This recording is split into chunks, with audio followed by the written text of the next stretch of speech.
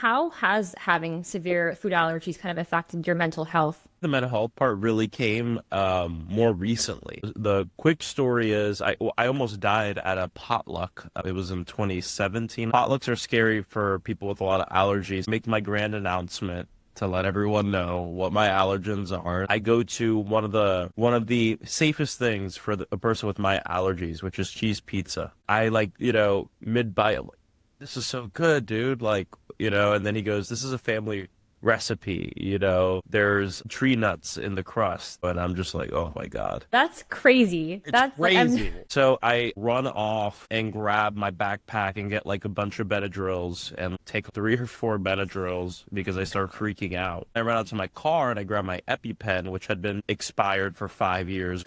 And then I run into the bathroom and I'm just staring at myself in the mirror because I know that once I hit that epinephrine, the night is over. I didn't want to cause a scene or anything. So I was looking at myself in the mirror trying to figure out, am I going into anaphylaxis?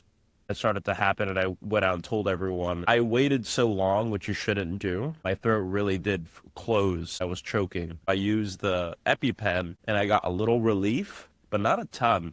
And I remember thinking, I'm going to die. It was after I used the EpiPen that I was thinking that because I didn't open up as much as I thought I would. The EMTs walked in like right when I had that thought and saved my life pretty much. They had more epinephrine. They brought me to the hospital. I had a secondary reaction 4 hours later. I had to get another shot of epinephrine and the entire night was very traumatic.